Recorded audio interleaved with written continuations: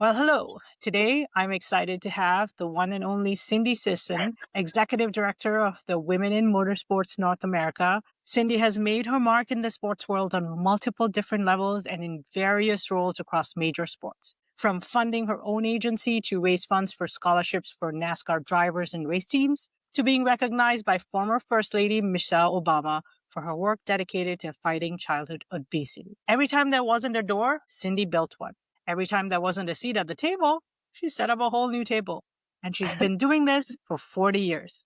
Cindy, welcome to the podcast. I am so excited to have you here with us. Thank you, Noopur. It's a real honor, and I'm so glad we're connected. Looking Awesome.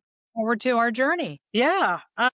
Again, as I was researching you since I first met you, I am just absolutely inspired and in awe. You've had an extraordinary career, but I wanted to start at the beginning. You graduated with a degree in sports medicine and kinesiology. What was the original plan for this career? Yeah, thanks for asking. Well, I always wanted to be an Olympic athlete. I was a gymnast as a young child. And about age 16, I had a competition and I fell off the balance beam and thought my leg was broken. And lo and behold, we Wow. found a cyst. And thank God for that freak accident. Went in and found out I had cancer. So I figured if I couldn't be an Olympic athlete as a athlete, I would be on the medical side. And that was my inspiration behind a degree in kinesiology from both Pepperdine and UCLA. Wow. That is an amazing story. I mean, talk about making lemonade from lemons. I think you absolutely nailed it. I mean, that's quite the pivot you've had to make. I guess, so you started out working at the Olympics and then the LPGA, the Peterson Automotive Museum. Like you've touched every corner of sports, so to speak. So was there a master plan once you started to go into that field, or did you just keep landing in the most interesting rooms, really? Well, I truly believe there's always a plan, and it's sometimes not my plan, and I have to listen to the universe. So each journey has been one of its own, if you will, but I felt like it was a stepping stone to where I am today. I was very blessed after the Olympics. I actually was a stockbroker. You probably didn't know that. No. Yeah.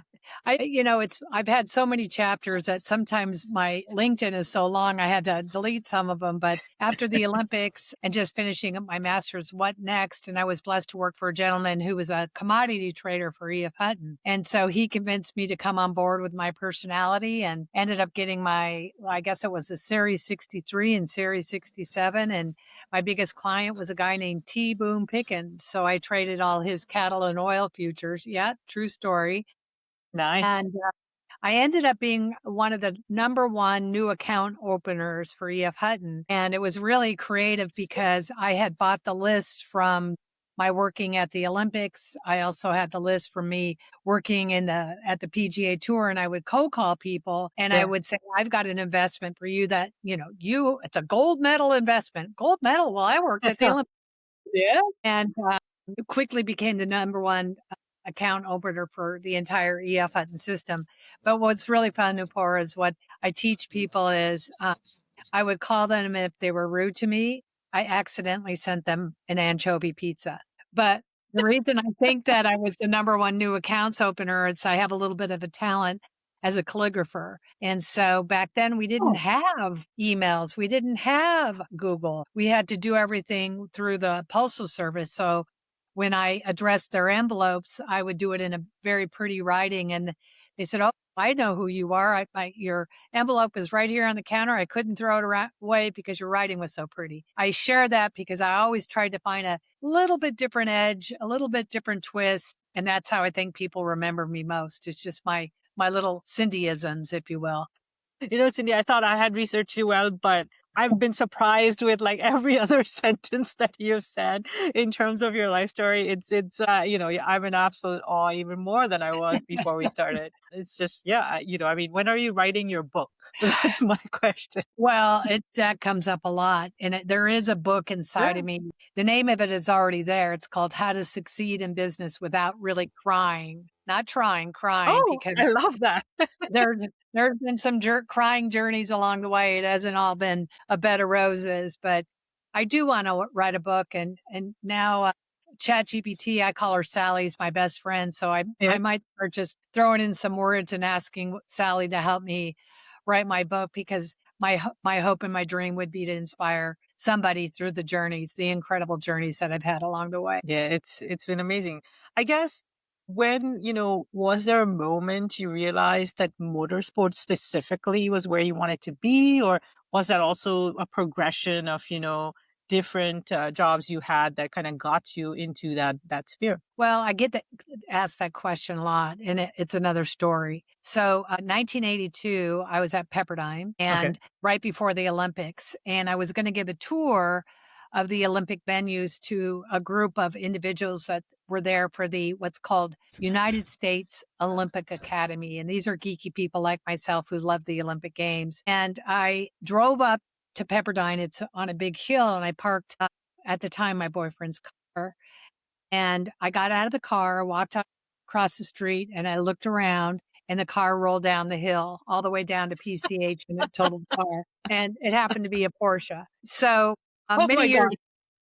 many years later, I'm kind of an underachiever. I was the president of the Pepperdine Alumni Association, and we had our guest speaker that night was Steve Forbes, and I was sitting next to him and sitting next to the president of the university. He said, about 10 years ago, this girl drove her boyfriend's Porsche up the hill and it crashed. And I said, are you done yet? Because that was me. And so I got nicknamed Parnelli Jones. So that kind of stuck with me. But the real story, how I got tied into motorsports, besides having a dad that worked at General Motors, I was always Okay. somewhat of a car girl. My first car was a 64 and a half Mustang, and then a 68 Camaro, and then the list goes on, is in 1991, when I was the director of marketing for the Ladies Professional Golf Association, I befriended a gal named Lisa Kennedy, and Lisa is the granddaughter of Bill France Sr., who was the founder of NASCAR. And she took Ah. me to the Daytona 500, and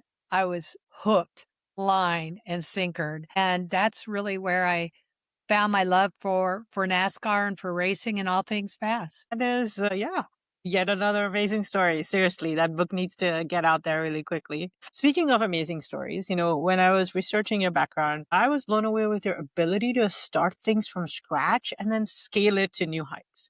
From co-creating the Women in Golf Summit to the Kyle Petty charity ride across America, in which you actually rode your Harley Davidson across the country. Having given this conversation we've had, I'm sure there's more to that story. So I'd love to hear more about that. Well, those are two favorite journeys in my life for sure. And they happen within literally 1 year of each other.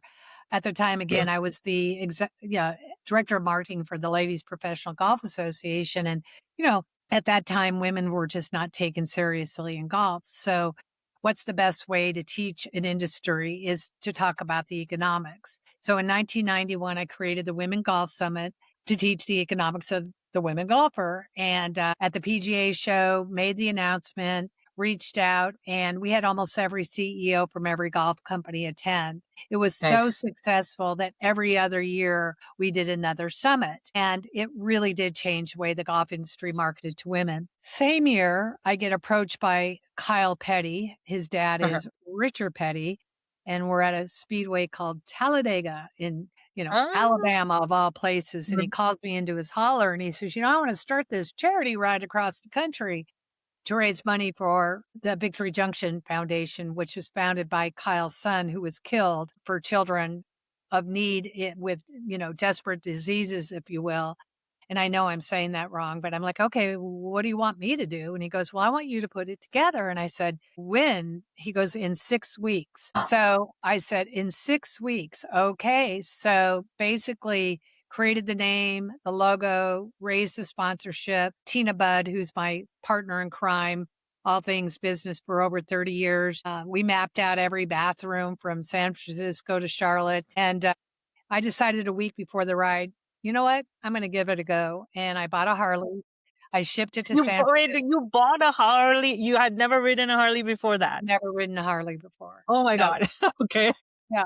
Basically, on that ride, Yeah. we're getting ready to start. And I said to a gentleman, Don Tilley, I'll always remember his name, how do you turn the bike on? He goes, What are you talking about? I said, well, I've never ridden before. And he goes, are you serious? And we were riding from San Francisco to Newport Beach, California on, like the 405 and the 5 freeway in peak traffic hours. Yeah. And I just held on for dear life. And one of my favorite journeys on that ride was 3 days later. I couldn't even hold, the bike. I couldn't throttle because my arm was so sore. And people could see I was really struggling. Cindy, there's cruise control right here. I'm like, well, Oh, nobody ever told me about the cruise control, but lo and behold, I made it in 8 days.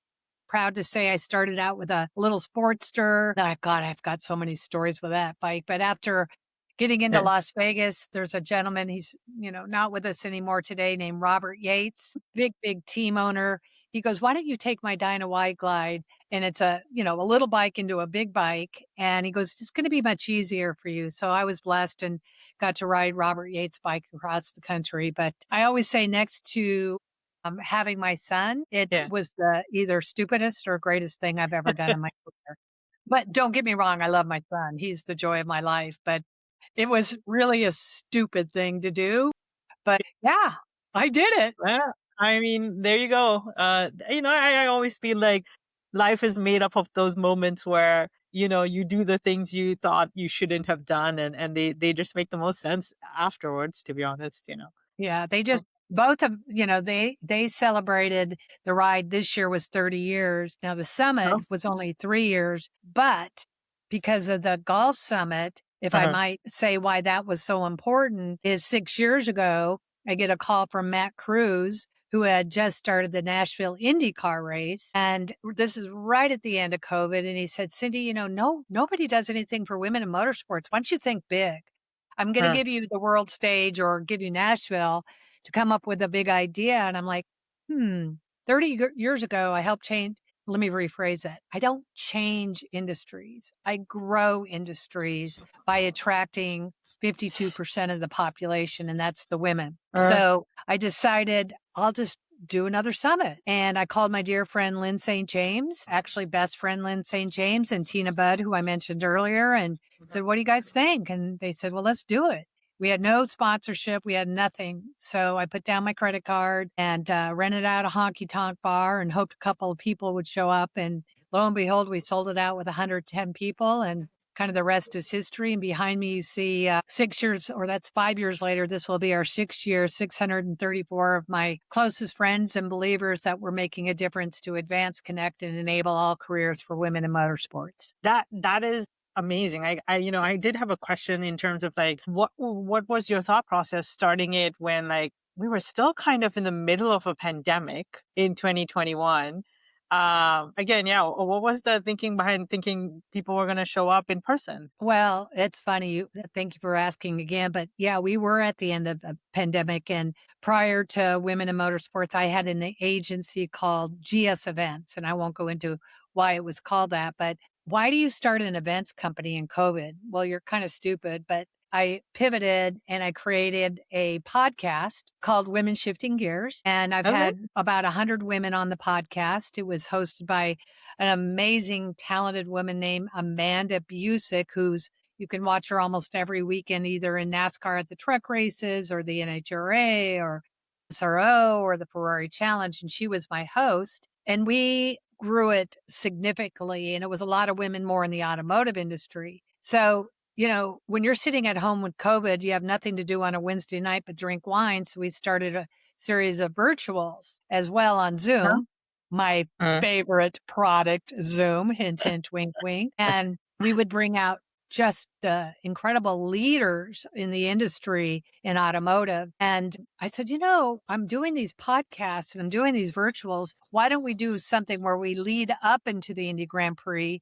So I married a race car driver with a country music singer, and we would do these virtuals leading up to build the momentum to do an in-person event. And as a side note, again, I was more advocating for women in automotive at the time. And again, right at the end of COVID, I partnered with a Ferrari dealership out of North Carolina, and I started doing ride and drives with women test driving Ferraris. And talk about so a major chapter in my life. Over 600 women sitting in the left seat, and then they flip flop with their partner in the right seat, test driving a Ferrari, and talk about women not feeling empowered, not feeling worthy, but that, 15 minutes later, they got out of the car, hear me roar, I'm going to go buy a Porsche, or I'm going to go buy a Ferrari, or I can actually do this. And it really changed my life to show that if women can get behind the power of a car, not as a race car driver, high performance driving experience,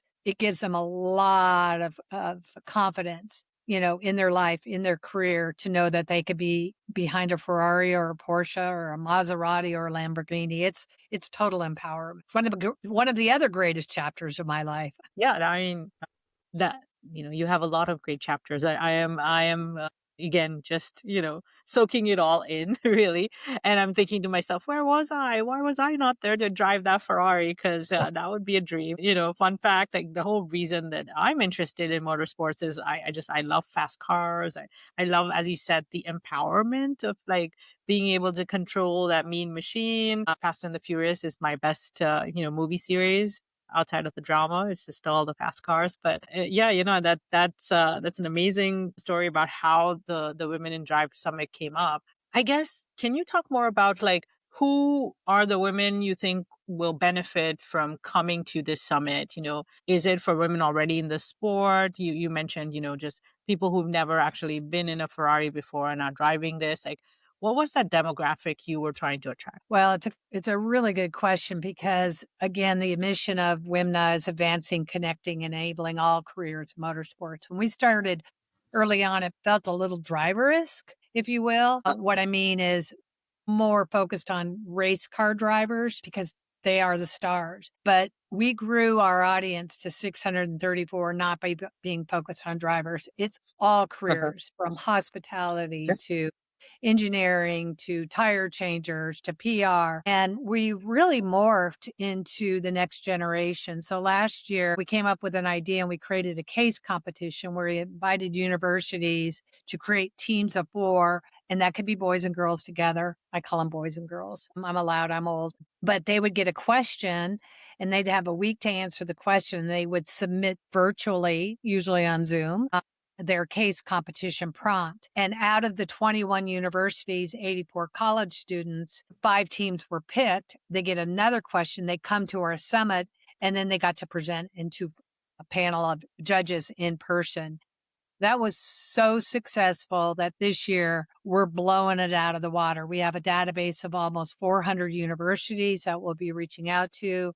It's going to be more of a data analytics question, but the future of WIMNA seems to be really leaning towards advocating for the future generation. We do a program with Bosch called Bosch WIMNA Electrify Your Career in Motorsports. It's our 4th year in a row. We pick 3 races every year and do a 2-day immersive, and I mean immersive, curriculum, tours of various race teams or OEMs, panel discussions with women in the industry. We have 30 college girls. We pay for everything. They just have to get there. We have almost 400 ladies in our database who have either gotten jobs or internships from this program. So we're really, really focused on not only the collegiate level, we're also starting in the middle of the high schools now, because we hear all the time, I never thought I could have a career in motorsports. I didn't know that a woman could be in motorsports. And we're trying to do a paradigm shift for all women to feel like they have an opportunity to be in the industry. Okay, well, that brings me to the Women in Motorsports North America, the organization that came to be from when you started the Women in Drive Summit. Would love for you to share more about the association, how women can join. What is it that they would get out of it, how you support them in the bigger picture. What are you building at this organization? Yeah. So it not started with, but it had a demand, people saying, how do I do more? How do I become a member? And so last year we launched 5 chapters. Now we're up to 6 across the country, and they are in Indianapolis. The first one was in Charlotte, Detroit, Southern California, Monterey, and Elkhart Lake. And this is our local way to build our network with like-minded women and men. We love our male allies who want to do something at a local level. So the chapters have taken off, and we have a chapter president. She picks a committee of event manager or development manager. Then the second question we got is, again, how do I become a member? So April 22nd this year was our 4-year anniversary of being incorporated as a 501c3.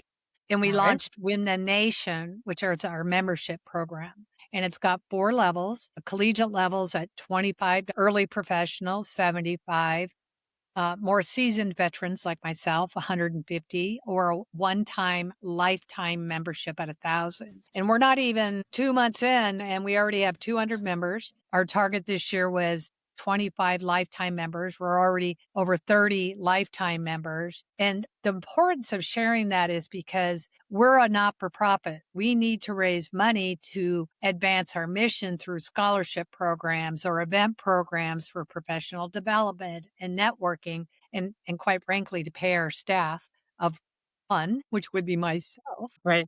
We do have contract labor. We have a web manager. We have a membership director. We have our marketing and Women with Drive program manager. Again, that's Tina, who's been with me forever. But we'd like to grow the association, but we needed a new way to bring in money to be able to do that. So that's why Women Nation was started, and it's taken off. In fact, I will share with you, you'll be the first to know this because we haven't made a public announcement, but at the Kansas City Cup race, Oh, we have a partner called Gamebridge who has gifted us a WIMNA Nation car, which wow. will be live on television, and we'll be promoting anybody who's a WIMNA Nation member will have their name on the car along with the logo of WIMNA Nation, and it'll be driven by Daniel Suarez. We had a car last year at the Martinsville Cup race with Michael McDowell.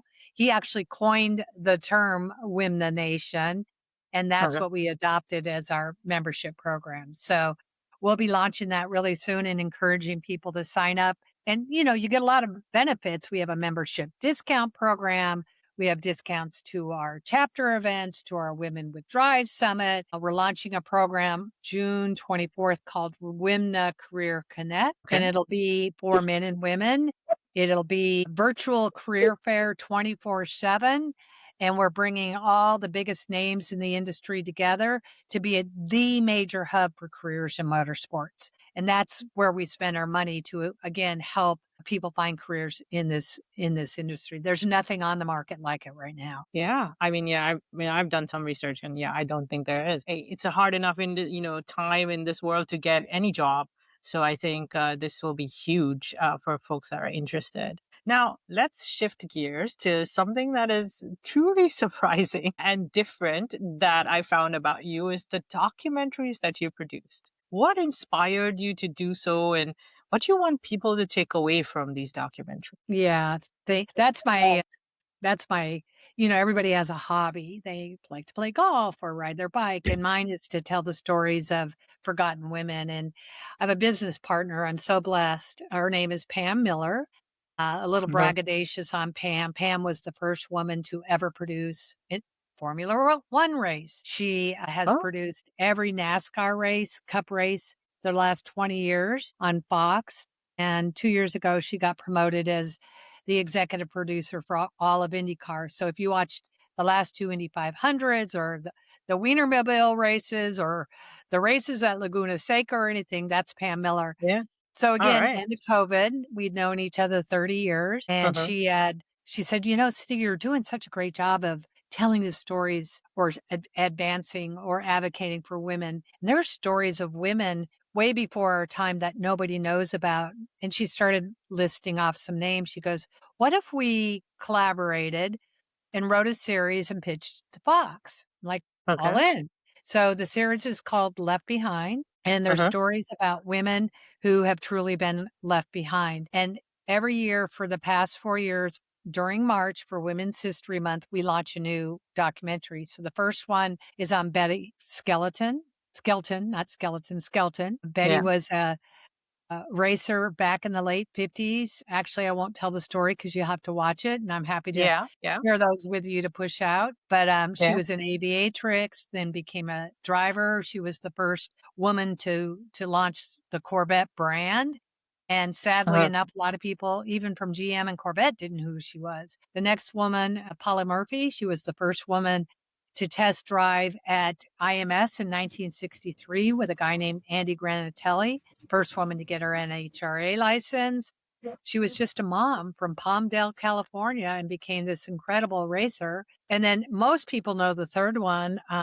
Her name is Shirley Muldowney, and Shirley is still with us today. The other two are deceased. She's 84 years old, and Shirley is very well known in the drag racing circles, and just won many, many championships, and is credited as the woman to really make NHRA racing for women what it is today. They're the best series in the world that are friendly to women. We commissioned a study not too long ago called It's Never Been a Thing.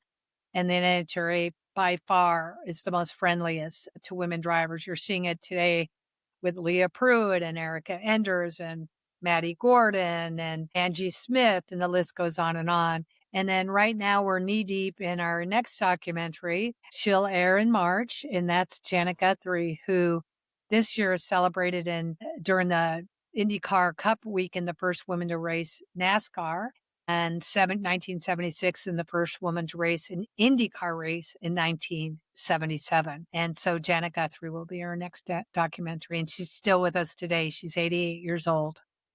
Wow. Let me I rephrase mean, it. yeah, 88 years young. young. Yeah. There's so much I learned that I did not know while, researching you during this podcast. Like there's, I've just been making notes, I need to go look up all these people because some names were not familiar to me. And yes, I'm going to watch all the documentaries. So, it's been a huge learning experience for me. I guess my, final question, and of course would love more thoughts if you have any. What advice would you give to women who are looking to break into careers in motorsports? Like where do they start, or like how, some people don't even think about it, right? Like again, growing up, but that was never a career choice that was even apparent to me. So what kind of advice would you give, young women looking into this? Well, selfishly, I'm going to say go to our website. Of course. Women in Motorsports, NA. A lot of times people don't remember the NA, but that stands for North America. We have Yeah. so many resources on our website, from how to sell sponsorships to Racing 101. We have a whole job career fair, but that's all changing to our soon to be launched WIMNA Career Connect, and become a member and find a local chapter to be involved, or sign up for one of our Bosch Electrify Your Career in Motorsports. That's the easiest way. But one of the things I'm a stickler about are two things, just for women in general, or men and women: have a good LinkedIn page. Time and time again, I get reached out from people saying, "Oh, I want to have a career in motorsports," and I'll try and find them on LinkedIn. I won't even respond to them. That is the number one tool, in my humble opinion, to get your name out there. So that's really important. The second is, if you really do want a career in motorsports, my guess is somehow you've grown up near a track, or your dad or your mom are into racing, is show up, volunteer, get your feet wet. I mean, there's a ton of opportunities through SCCA or NASA or other organizations where you can be flag bearers, or things that are just simple to get your face out there. But you have to go be present, and you got to work at it, and you got to connect and network. The summit, I can't tell you how many women have come to say, I came just because I wanted to have, I didn't know what I could do. There's one young Uh, lady I like to brag on. She's actually a junior in college at Miami University. Her name is Megan Prawn. Megan came to our summit, never dreamed she could have a career. Well, that summer, she became uh-huh. a intern at Pikes Peak in Colorado. The next thing I know, she's in Europe with her college, and she gets hired by one of the F1 Academy teams to Oh, travel wow. around to the F1 Academy races. Then the next thing I know, she's now volunteering this summer with a company called Coforce and doing social media at the Indy 500. I mean, it all started by her showing up at the room and meeting people, not being afraid to reach out and share her intention of being in motorsports. Yeah. One of the things too, there's a lot of young ladies that, have watched Drives to Survive and, oh, I want to be Yes. in Formula One. Well, you and everybody else, the worst thing a woman can do is show up at an event, and Yeah. I have a term for it.